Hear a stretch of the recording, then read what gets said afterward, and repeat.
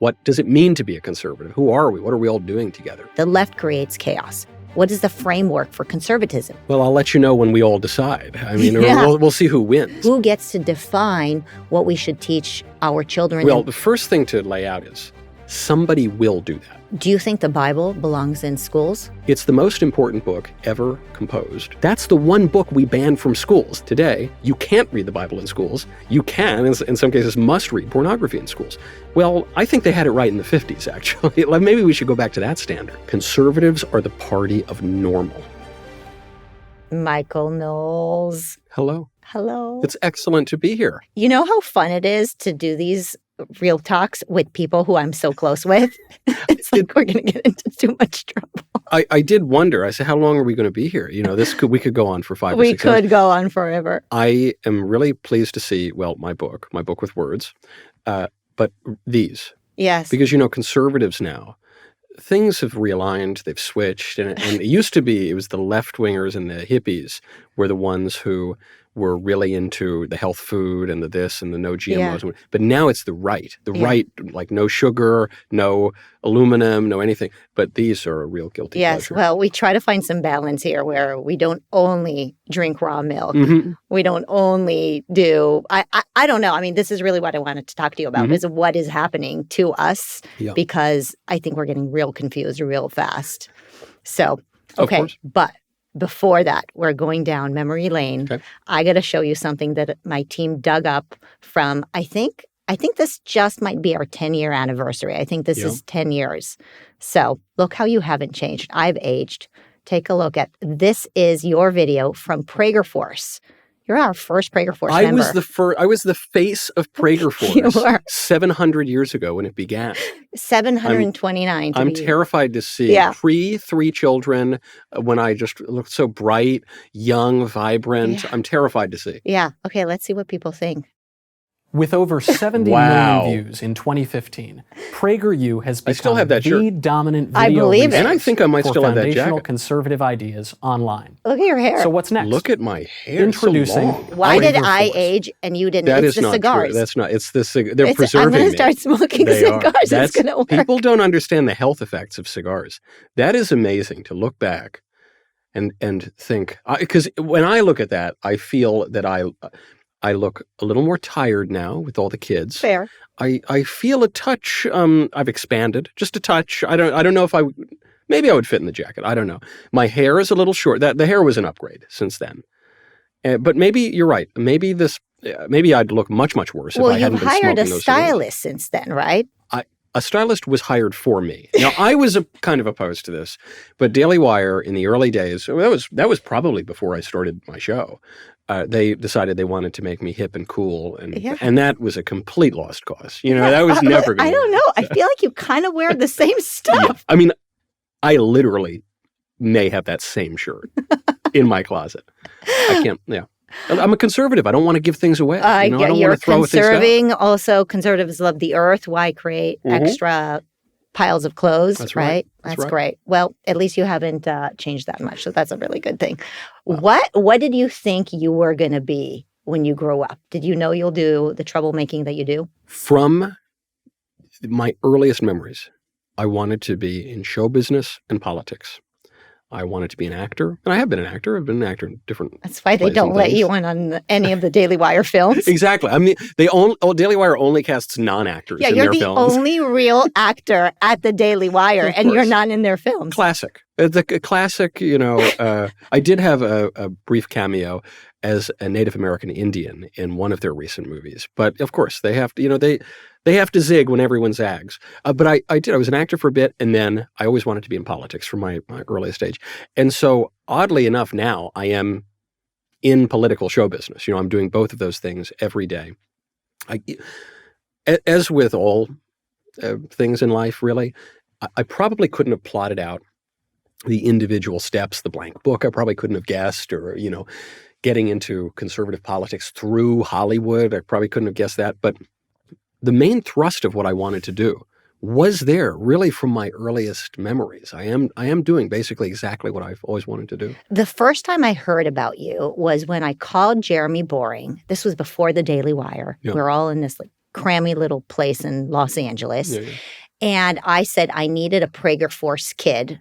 I needed a Prager Force face for this video. Yeah. And that's how it all started. Yeah. It's I guess incredible. certainly that would have been my first PragerU And he video. told me you'd be great because you're an actor. Yeah.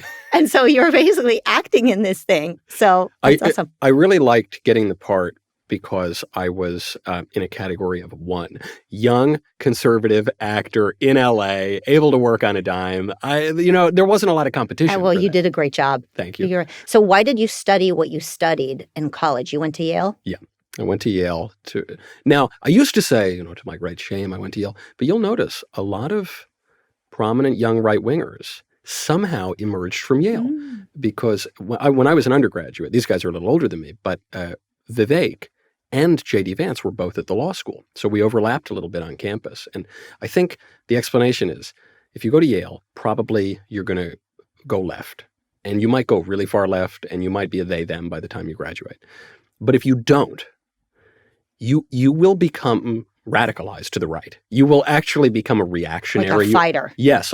When I entered Yale, I was a kind of happy, amiable libertarian or something, and religiously agnostic or even an atheist. And by the time I graduated, I was significantly more right-wing, a traditionalist, conservative, much more open to the possibility of religion. Obviously, I reverted later. So if you can survive the onslaught of propaganda, it can really, being in that kind of left-wing environment can really help you hone your thoughts in the other direction. So I studied history, and then I picked up a second major, an Italian literature major, because I already spoke Italian going in, so I didn't have to take language classes. But I liked Italian literature, and I figured a good pad the grades a little bit, get that GPA up. And by the end, I had enough courses for a major, so they said, oh, you should just do it. And, don't worry, you won't have to write a thesis. And I said, oh, well, that's easy, okay. And then there was a real bait and switch there, because then they said, okay, so what's your thesis going to be? I said, hold on, you told me I didn't have to do a thesis. But I ended up translating a play by Machiavelli that had not been translated for the English stage. The Yale department was really big on this play. So they said, okay, if you translate it, we'll let you produce it. You like politics, you like show business. So what a great thesis, isn't it? And I did it. It was a lot of fun. That helped advance my love of political philosophy, which continues in an amateur way to this day. And I did have something akin to a liberal arts education. Real, proper liberal arts education basically doesn't exist anymore. Donald Kagan, who was a legendary Yale professor, a right-winger, I think he was dean of Yale College for a while, he said, you no longer had to have an education to graduate Yale. And eventually he said, I'm not sure if it's even possible anymore. But one of the defining features of a liberal arts education is you're not really learning anything practical. You're not learning engineering. You're not learning business. You're learning history or literature or something. And the idea is it's to help you come to understand your freedom, the liberal arts. And so you're cultivating something within you from the great Western tradition. And then if you want to go be a doctor or a plumber or whatever you're going to be, you learn that afterward. You go to trade school, whether it's for law or for electricity, afterward. But I never did. I skipped that part. I just had the liberal education, and then I never had any practical education whatsoever. Well, life taught you something. Yeah. Do you feel like you got something out of your education? Certainly I did. Not always in the classroom, sometimes in the classroom. There were some classes that were really great. However, it was a lot of outside the classroom. If you're with people who are intellectually curious and capable, especially if you're in an intellectual minority, as conservatives are on these campuses, you can learn a lot.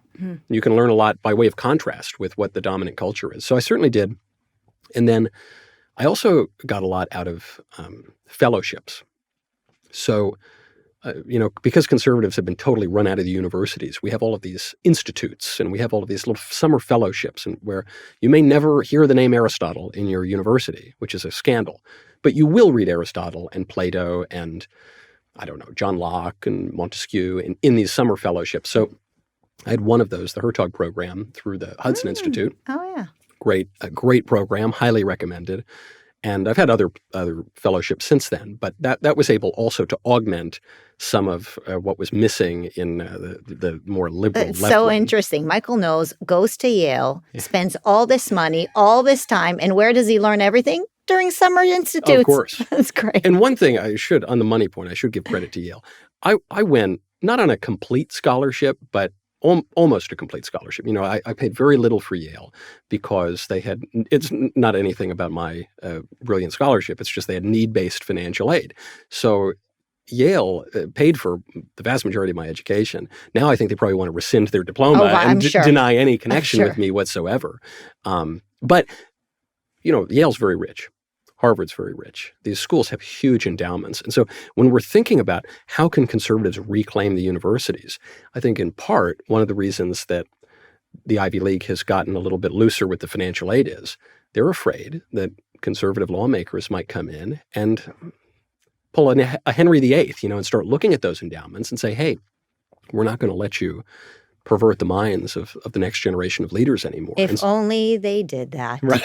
If only they Where did is our that. Henry VIII? Wouldn't I never thought I'd ask that. Okay, so I want to ask you a little bit about your political philosophy. And it sounds like it was something that was developed over the years. I mean, you went into college kind of somewhat of an atheist, not sure if you're a libertarian. I guess now you define yourself as a conservative. Yeah. And so how did that develop? At what point in your life did you start realizing what you believe in? Well, libertarianism is a great phase that many of us go through. So I don't mean everybody has to read Ayn Rand. Yes, you have to at college. At 17, I really liked Ayn Rand at 17, and but I don't think ultimately libertarianism is really sufficient. I don't think it's a stable or coherent view. Much of what passes for American conservatism is not totally stable. I mean, that's why we're in this big crisis that you mentioned earlier of what does it mean to be a conservative? Who are we? What are we all doing together? So I grew up in a very liberal place in Hudson Valley of New York. Basically, everyone I knew was a liberal. Basically, everyone I knew was an atheist or practically atheist. So I always knew I was a little bit more the young Republican. I smoked cigars from a young age. I think I came out of the womb with parted hair and wearing a tweed jacket. So I was always a little bit different. However, I came to examine my conservatism. I remember in college, we were debating all sorts of things in one of our debate societies, and then also just around the suite, with the guys who shared a common room. And I said, well, look, the one first principle I know is that I support liberty. And someone asked me, well, why is liberty good? And I was scandalized by this question. What do you mean, why is liberty good? We could make fun of the Democrats. We could poke them. Why is equality good? Why is inclusivity good? Why is this, that, or the other thing? But why is liberty good? That's so self-evidently good. But it's not self-evidently good. You have to really ask yourself, what is liberty? What is liberty for, perhaps? And it drew me to the conclusion that the libertarianism that I had enjoyed was really not all that different from the liberalism of the left or the leftism or the socialism or they were all kind of, well, I guess two sides of the same coin. Let me do me, you do you, let's laissez-faire, hands off, which denies a kind of telos to the world, an end of man. It denies really the ability to know what we're all doing. And this has political ramifications because it leads us to radically different conclusions about what politics is about. The libertarians and the leftists and the socialists and the communists would say, well, politics is about just individuals, getting what they want, the best for the individuals, I guess, whatever they want to do, if it's not harming other people and it's maximizing utility, say, or whatever. Whereas the conservative would have a radically different view and say, no, man is not fundamentally an individual. We're individuals. We have liberty. Liberty is the greatest gift that God ever gave us, but it's for something. Man is fundamentally a political animal. We're a social animal. To quote Kamala Harris, we didn't pop out of a coconut tree. What's funny, we make fun of her for saying that. It's the smartest thing she's ever said. That's like the one thing she said that's true. We're born into families. And so that means that the bedrock political unit is not, as the left and the libertarians would say, the individual. The bedrock political unit is actually the family. Because politics means more than one person, it's public. So if it's the family, then that means we're born not primarily with rights and entitlements. We're born primarily with obligations and duties in relationship with other people. I owe my parents reverence and respect, and I got to do the chores. My parents owe me certain love and consideration, nurturing. And, well, that means that politics is ultimately about the common good.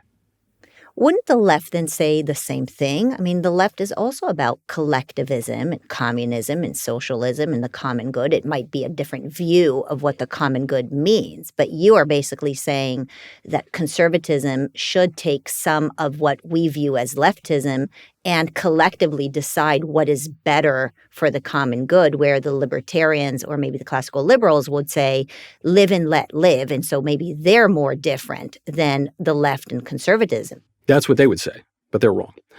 Because at a superficial level, it does seem similar to say that we have a collective interest versus we care about the common good.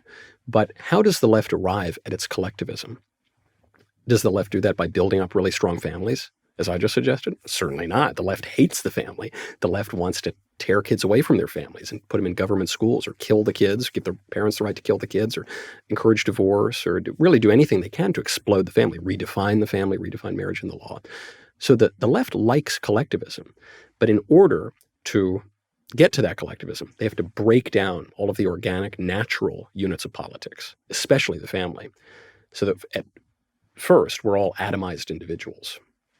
We have no civic associations. We have no natural institutions that can defend us against this acidic leftism. And then what do they do? At that point, the classical liberals and the libertarians say, okay, good.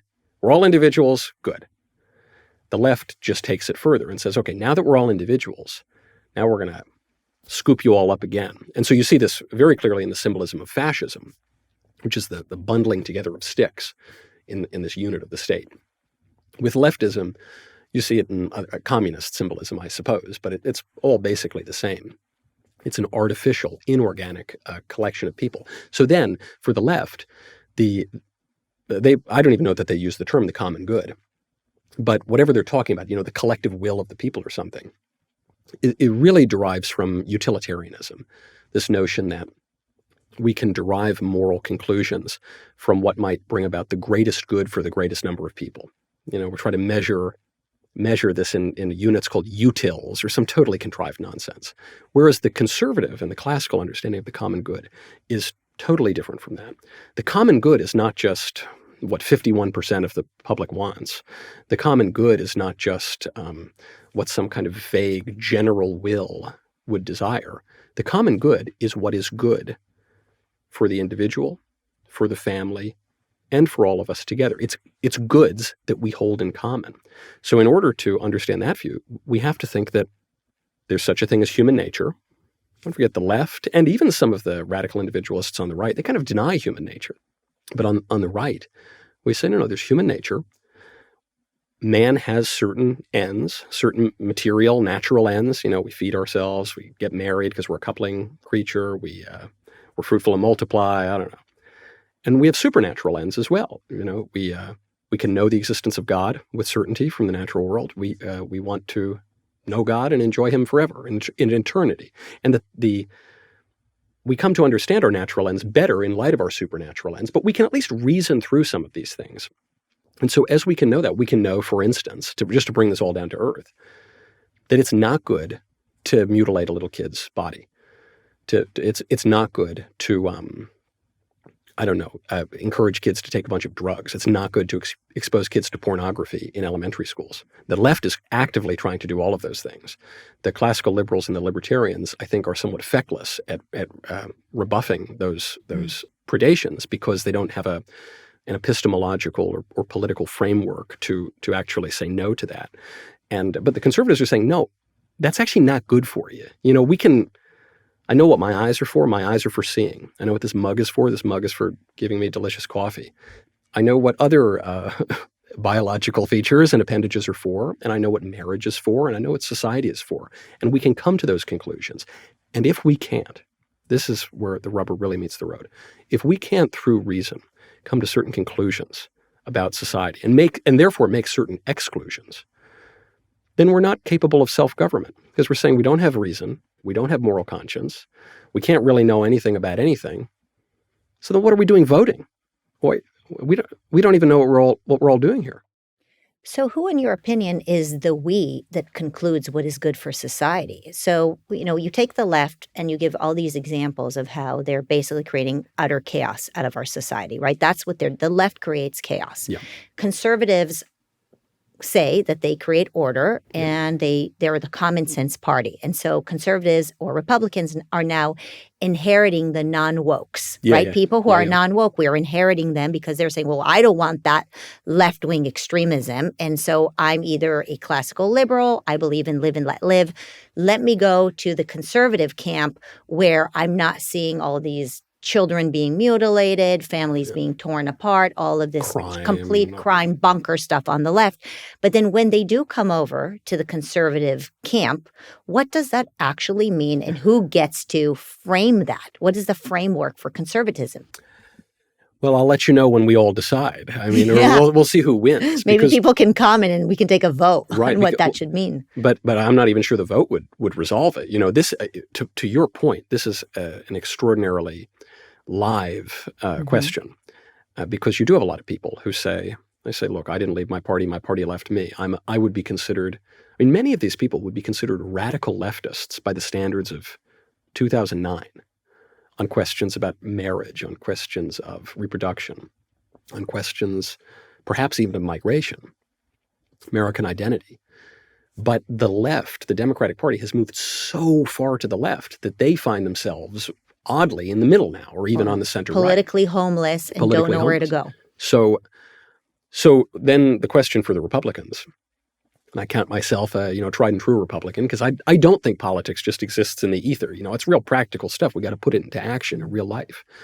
The question is, how do you welcome these people in, enjoy their votes, which is very important, encourage them in their political thinking, to say, okay, good, you realize you were going down the wrong path, you've turned around, you're walking down the right path. Well, keep walking, keep going.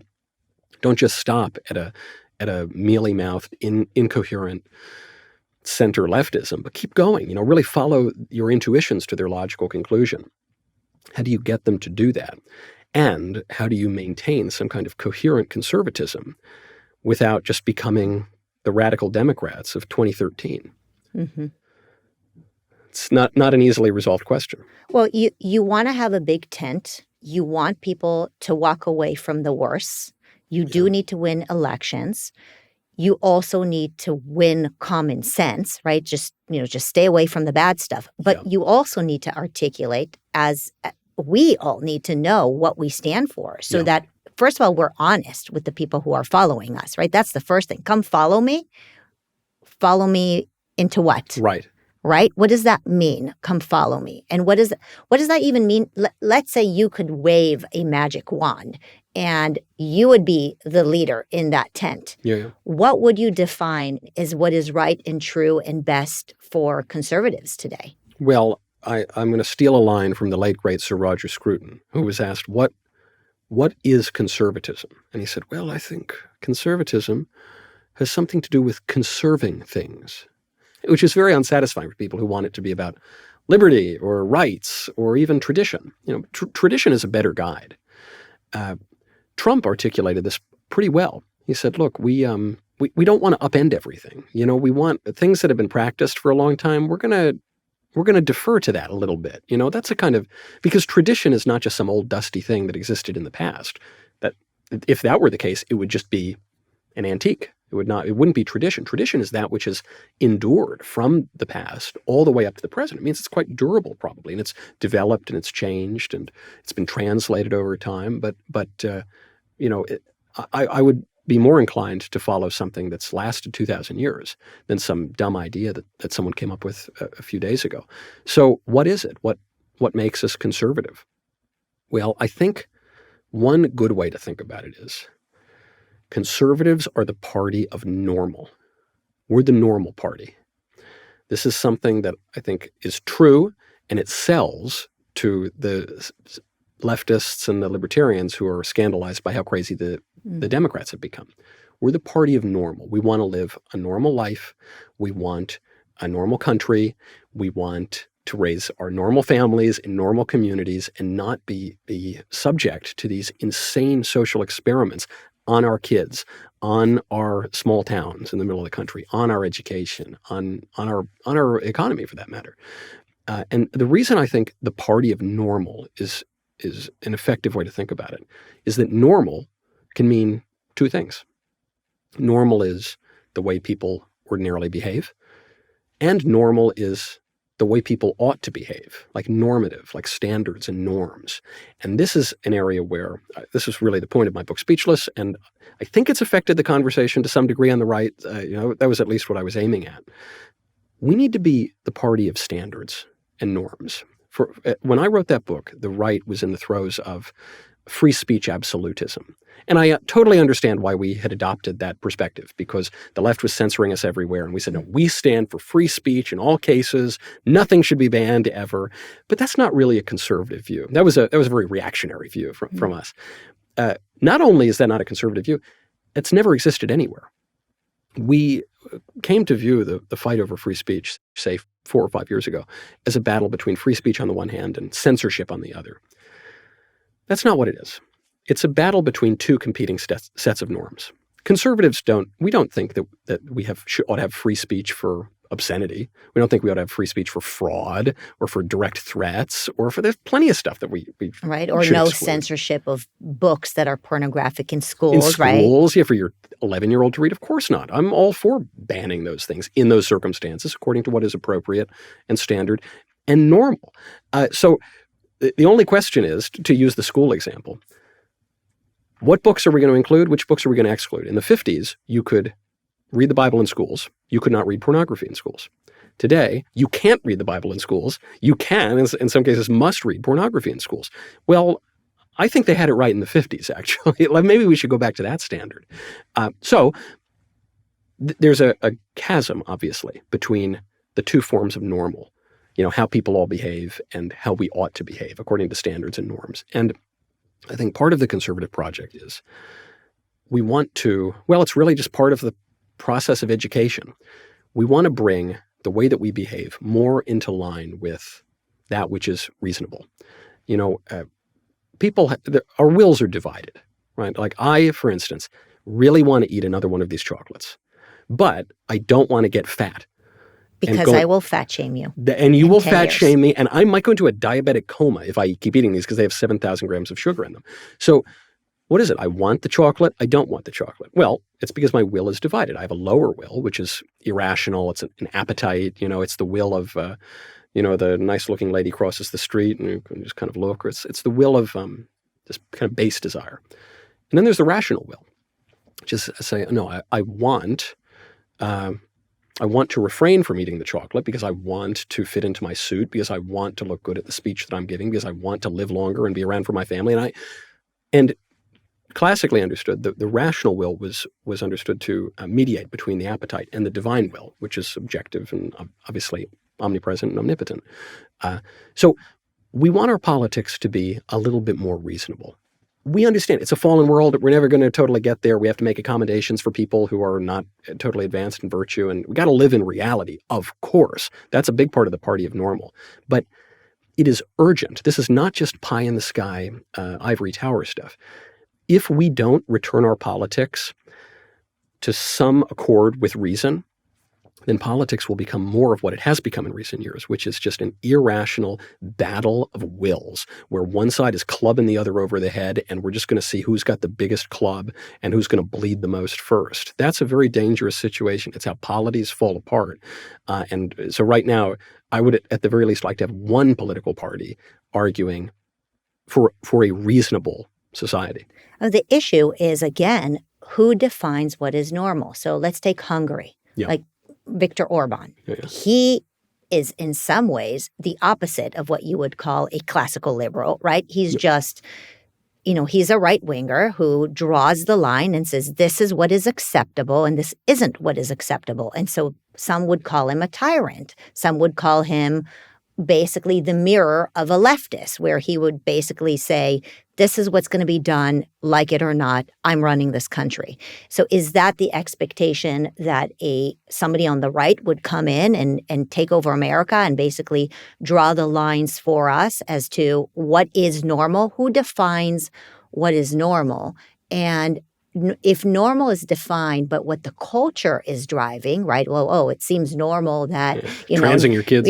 This seems totally normal because everybody is doing it, right? This concept that if everybody is doing it, now it means it's okay and normal, then very quickly the left can just create new norms. And we've seen that in America. But the flip side of it is that if you become a tyrant, then one person gets to decide what is acceptable and what is normal. And I think that's really the tension that we're dealing with right now, because if we don't know what we stand for, then we don't know what to teach our children is in fact normal. The reason you're refraining from eating this entire bowl is because somebody taught you that it's bad for you, right, and that it shouldn't be normal because it's going to hurt you. And so who gets to define what we should teach our children in the next generation and the public in general? What is acceptable versus what is harmful and not normal? Well, the first thing to lay out is somebody will do that. Sometimes the objections to conservatism from the liberals on the left and the right will be, well, who decides? Yes. But the inevitable conclusion is somebody. Somebody will decide. Even in the sort of liberal utopia, we're human beings who live in a finite world. Someone is setting these norms. And so it's funny, you mentioned Orban, who I think is a marvelous leader. But you say, well, look, some people, especially on the left, they call him a tyrant. But the irony, of course, is Viktor Orban is one of the most popular democratically elected leaders in the entire West. Viktor Orban has a far greater democratic claim to govern than really any American leader has for decades at this point. He won very clear elections. He's not liberal. He says, look, we're an illiberal democracy. We think certain things are true, and look, we're a country founded on the crown of St. Stephen, and so we're gonna just kind of do what we've been doing for about 1,000 years, and we're going to create all sorts of carve-outs for people. Not everyone needs to be a Christian. I mean, first of all, Hungary is a Catholic country. Viktor Orban is a Calvinist. Hungary has one of the most thriving Jewish populations in the world. I think it's got the second largest synagogue in the world. I was there last year visiting the Jewish neighborhood. Great, good food, a little overpriced as kosher food often is, but it was very good. So it's a thriving, in a certain sense, multicultural country, but it's a country that still has its identity. It's still Hungarian. In America, it's hard to say, what are we anymore? Even in the United Kingdom, what is, you walk through the United Kingdom, you sometimes think you're in Karachi or something like that. What is it? The British don't really have a sense of their identity anymore. And when I say that, I'm not even referring to, all people being descendants of the Angles. I mean, like, what do they believe? What do they do? What are their behaviors? What unites them as Britons? So this question of who decides is... Well, let's use the family example. Right now, the liberals would say that the liberal left would say, well, the public schools should decide what your kids believe. The public schools, so really the state, should decide what your kids think about transgenderism, what your kids think about porn, what your kids think about God, what your kids think about everything. And by the way, they're going to answer those questions all on the wrong side. The libertarian right would say, well, no one should decide, ideally. Maybe the kids should decide for themselves. Right. We don't want to indoctrinate. We don't want to indoctrinate, which is really, in my view. We don't want to educate. Yeah, right, exactly. Yeah, to me, the term indoctrinate is just a propaganda term, a polemical term, that it just basically comes down to we, the good people, educate, but you, the bad people, indoctrinate. But they come from the same root word, docere, in Latin. And so they'll say, well, the kids decide. We don't want education to be coercive, heaven forbid. But of course, education is by definition coercive. A little 5-year-old can't decide much of anything. He can't decide if he's going to have chocolate milk or regular milk for lunch. Or what's the point of educating them if you're not teaching them? Exactly. Yeah. The whole purpose is you've got to, form their minds and their character, by the way, and their soul and their disciplines. So you hear this phrase a lot from liberals on the left and the right. They'll say, we don't want to teach students what to think, only how to think. Yeah. But it is impossible to know how to think without first knowing at least a little bit of what to think. So I can't know how to think about mathematics if I don't know that 2 + 2 = 4. Right. I can't know how to think about battles between the Christian West and the Muslim East if I don't know that the Battle of Lepanto took place in 1571. I have to know certain things.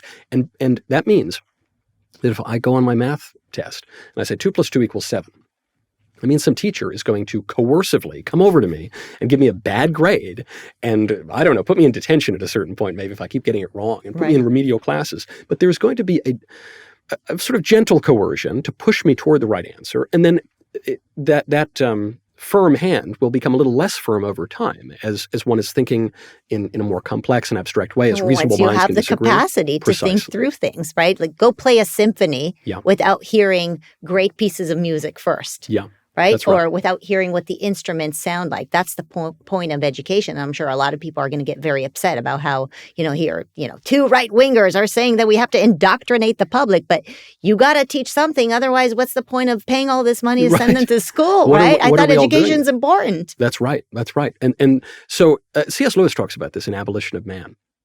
He says, you have to begin with what he calls the Tao. And when he says the Tao, he's referring to natural law. He's referring to first principles. He's referring to things that are kind of just the foundation of knowing stuff. Mm-hmm. The left always wants you to provide some statistical, scientific, stupid paper that's probably false, to prove everything that you're saying. But it's good that the human race persists. I can't prove that. There's no logical proof of that. You can't really prove first principles. You can't prove these premises. You have to begin with premises, and then you build up from the premises. Even in mathematics, there are basic axioms of mathematics. A equals A plus B equals B plus A. Basic stuff that mathematics is built on. You can't prove those premises. And so then the liberals would say, well, who decides what the first principles are? Who decides what the premises are? And my answer would be, well, I hope we decide rather than they, because they are very confused and we seem to have a little bit of a better idea. But I don't want it to just be me. I don't want to be the dictator or something like that. One way that we can decide is through common sense. The vast majority of people everywhere in the world who come from radically different cultural traditions agree that it is wrong to commit murder, agree that you ought to honor your father and mother, agree on really basic stuff. So we just kind of know it, even when we pretend that we don't. And then furthermore, when we get a little confused, I would maybe expand democracy through time. I would expand it to what has been called the democracy of the dead. If my forefathers have been doing something for 3 or 4 millennia, that's not dispositive that they were right, but it's a pretty good inclination that they kind of understood something. So I would defer to the wisdom of the ages, and I would defer in practice to what works. We've decided in recent years that we're going to upend how the family works. We're going to upend how we view men and women. We're going to upend how we understand marriage through divorce, through the definition of marriage, how we understand kids, whether you can kill kids, whether you can mutilate kids. We've changed that over the last 60 years or so. Has that improved the family or has that harmed the family? Has that improved society or harmed society?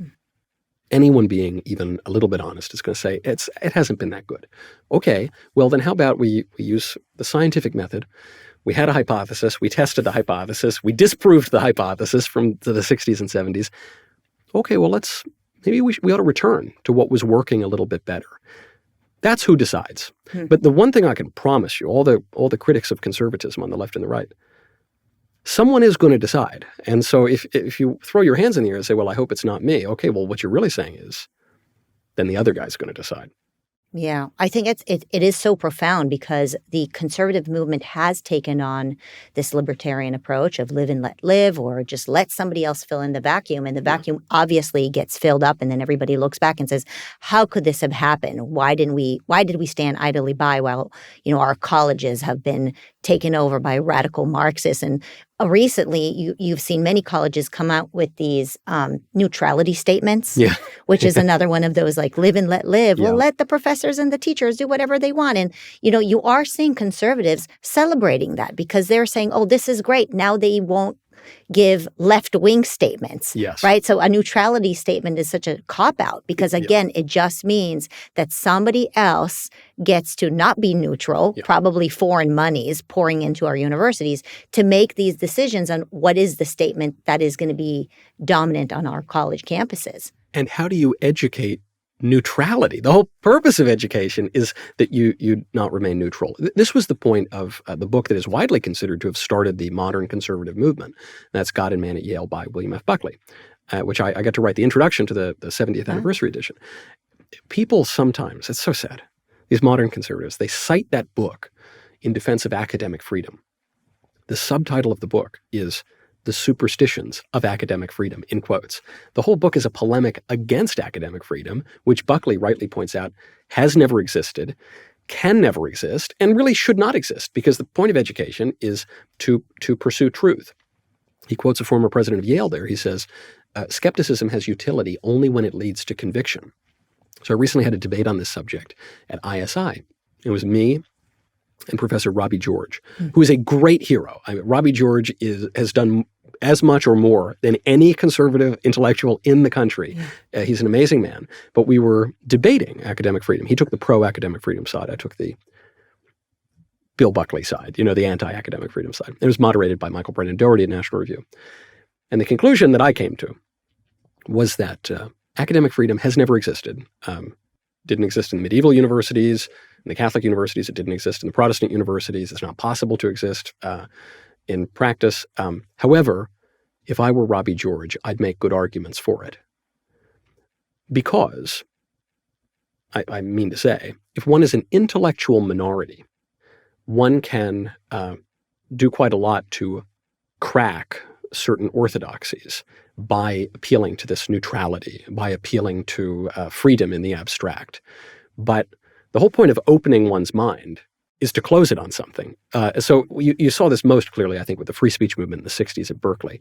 Remember, they called for free speech, total academic freedom. And would you say that the University of California, Berkeley has a lot of academic freedom today, a lot of intellectual diversity? Not a chance. It's one of the most left-wing schools in the country.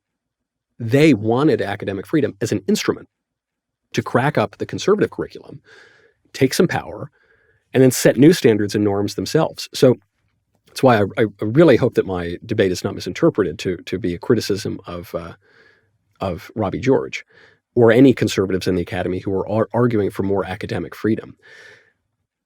If the left can be hoisted with its own sophistical petard, I'm more than happy to do it, just as they did it to us in the 60s. However, we shouldn't believe our own press releases. And we need to remember that the purpose of education is to teach something. And if we're going to pursue the truth, then we're going to come to certain conclusions about the truth. And we're going to exclude that which contradicts those conclusions about the truth. And unfortunately today, many students' minds have been so empty that their brains or so open rather, that their brains have fallen out. Do you think the Bible belongs in schools? Of course. K through 12? Of course. For those who are not religious, who are watching the show or listening, let me just ask a simple question. Do you think the Bible's an important book? Do you think the Bible is more important than, say, The Call of the Wild by Jack London? Do you think the Bible is more important than, say, Catcher in the Rye by J.D. Salinger? I think we would all agree it is. It's the most important book ever composed. It is impossible to understand the Western tradition without knowing the Bible intimately. It is impossible to be an educated person without knowing the Bible intimately. That's the one book we banned from schools. That seems kind of crazy. Now, the argument is that, well, we have a secular country. The framers didn't think we had a secular country. The great men who built our country didn't think that. It was quite religious, and we have In God We Trust on our money and in our national anthem. But which they'll take out if they could. But, certainly, they're trying to. But they say, well, it's a secular country, and so what? So now the purpose of education is to teach kids to pursue the truth. So, but we're going to take out the very foundation of all truth. We're going to take out the Creator, the living God, who is the bedrock of all that exists, being himself. How's that going to work for you? I mean, again, for people who are not persuaded by religion, I guess I'd ask, do you think people generally were better educated in 1945, before we took the Bible out of schools, or after the 1950s or early 1960s? Is anybody really going to tell me that kids these days are better educated? I don't think so. Well, we know the literacy rate has dropped, but what they would probably say is, well, Michael, you can't force religion on Americans, and what you're trying to do with asking for the Bibles to be back in the classrooms is force Christianity on people who don't want to be Christian, and that is not fair. Well, I'll calm them down. I'll calm down their fears, because I'll point out, I am a mackerel-snapping papist. I come from the Catholic Church, and at the time that the Bible was taken out of schools, one of the controversies was that the Bible was being taught from a Protestant perspective. So this disadvantaged Catholics as well. I think now Catholics, Jews, Muslims, really anybody would say, please, Protestant, whatever, we don't care. Just get God back in the schools in any way. But I'm not suggesting that public schools need to become a rigorous catechism class. There probably ought to be a little catechism in there. And well, I guess my point is there already is a sort of catechism. There already is a lot of religion in schools. The schools teach that a man can become a woman, to use a prominent example. That is an anthropological and ultimately religious point of view. The schools teach that if a little boy thinks that he's a girl, he ought to act like a girl.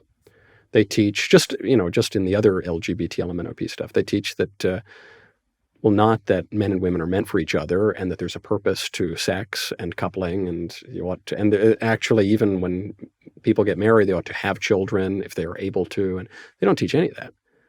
But they don't teach nothing either. They say, no, people are born a certain way.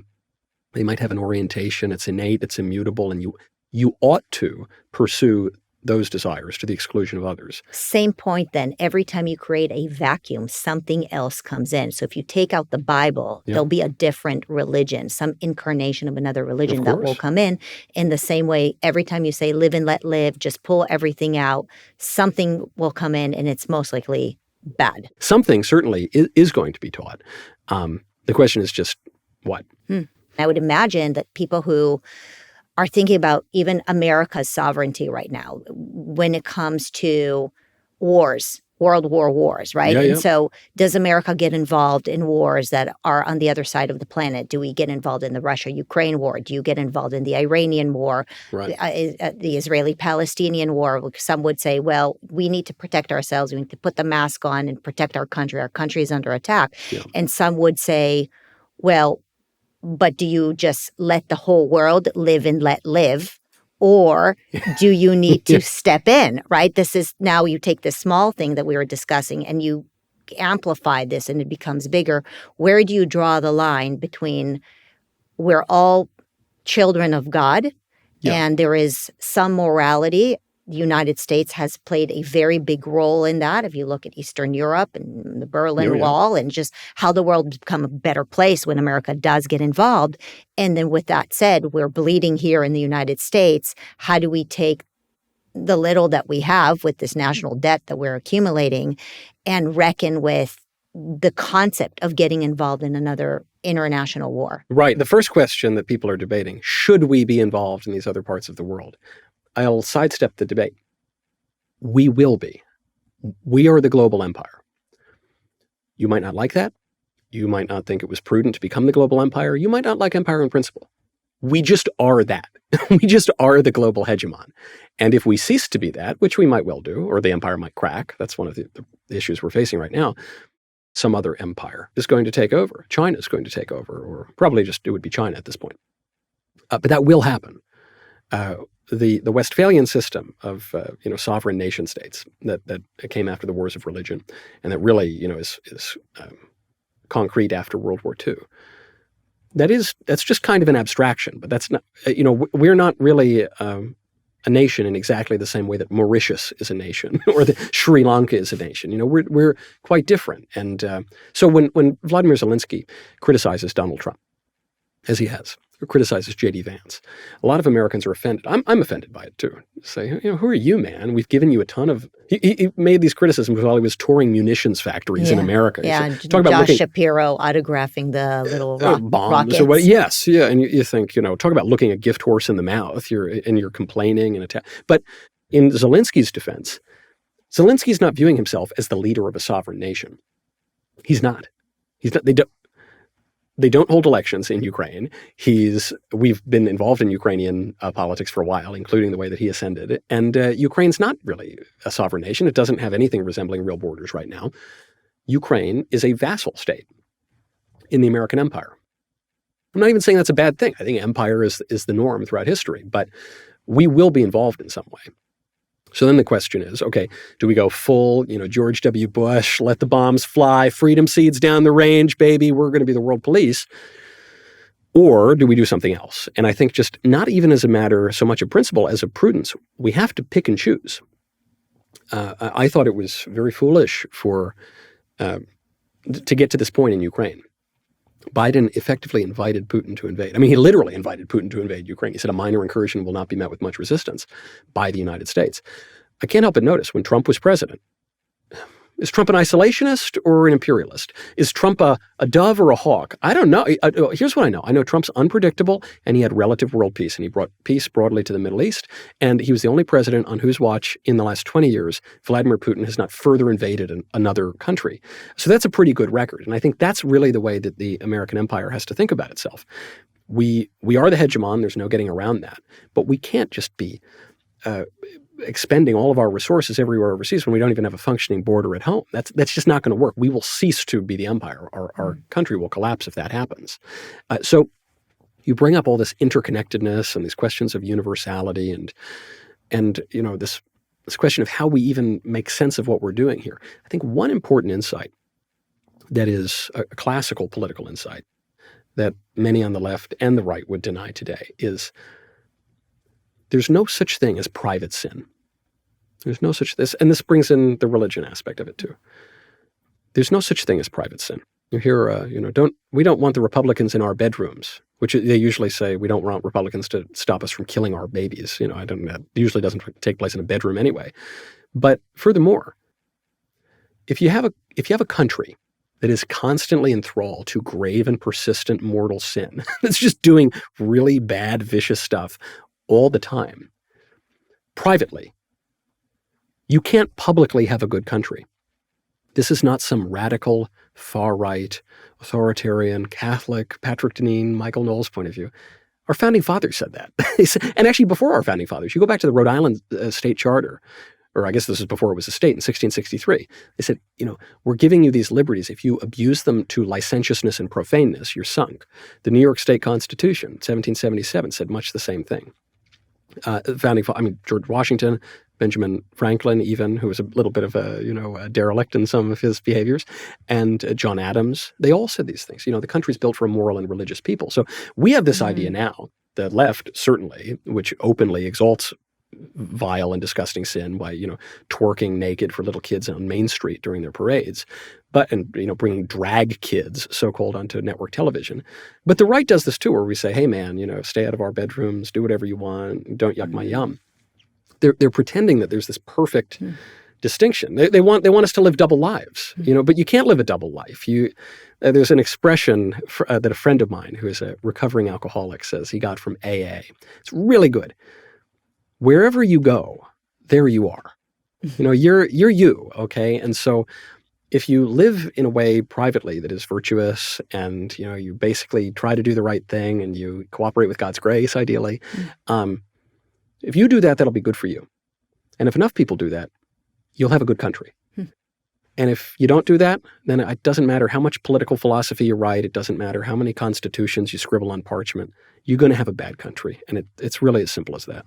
Such a good point. Such a great way to end. Really, at the end of the day, you want things to be better. Take care of yourself, of your family, of your community, right? If you hate all this pornography that is happening and all this child abuse that is happening, start with your home. Don't bring porn into your home. Right. Don't bring promiscuity into your home. Have standards in your own home and then bring that to your community and show up and do good things. And then you'll start seeing great things around you as opposed to be a social media troll and constantly accuse other people for not being good enough. Well, in the meantime, you're a complete hypocrite and you yourself are rotten from inside, right? Right. That's, my Hebrew is not so great, but I believe, isn't that what Satan is called in the Old Testament, the accuser? All he ever does is accuse people. There's a role for constructive charitable criticism. It's important, but you gotta live it too, man. You gotta walk the walk. Fix yourself, right? I love that. Well, great way to end.